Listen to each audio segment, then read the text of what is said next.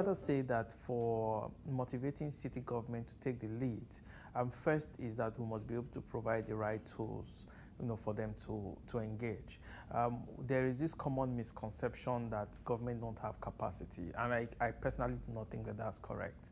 I think that um, people run government, and governance is an output of how people run government, and those people come from diverse groups, and I think they are actually some of the most talented people in government.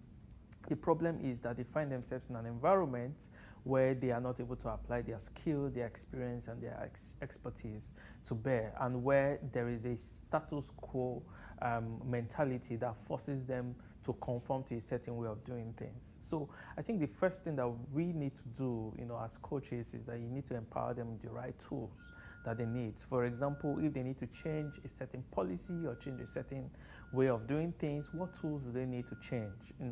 What approaches do they need to apply? What strategies will be relevant for them to do what they need to do? So that's the first.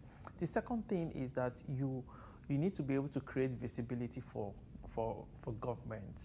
And by visibility, I am not talking about PR. I'm talking about helping them understand that they are making progress even with little wins. Why this is critically important is within government system, it's really tough to bring about significant change. And so those little wins have a way of reinforcing positive behavior.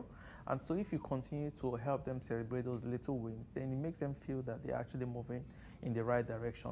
Then the third thing I think it's important for government to bring about change is that you need to empower them with the opportunities. And by opportunities, I like to relate it with finance. I have the privilege of working with government in unlocking finances for driving implementation within the family planning program.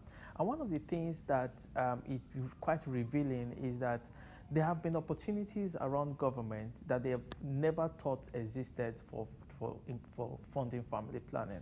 And what we have simply been able to do is find these opportunities and expose them to the opportunities. And so with those kind of exposure, with those kind of unveiling those kind of opportunities, it's very easy for them to continue to build trust and confidence. And even without further engagement, they are able to do these things by themselves. And it also boils down to capacity building. There has been a particular way of doing capacity building. It's always been about trainings. It's always been about workshops. It's always been about some fancy big meetings. But we're introducing them to move away from just the setting and look at what the intention of those meetings are. And so they're seeing that they don't need big trainings, they don't need some fancy hotels, they just need to explore resources around them and focus on the agenda and focus on the content of those meetings and focus on what the action points are. And they achieve the same thing. So they are actually doing much more with less resources. So these are just a few things I think government can do. But finally, I really just want to say that there are no two systems. And I think it's really important for government to find what works, find what their critical lever of success is, and find what that low-hanging fruit is. For some, it is the tools. For some, it's the resources. For some, it's the people. For some, it's just changing the mindset of the people.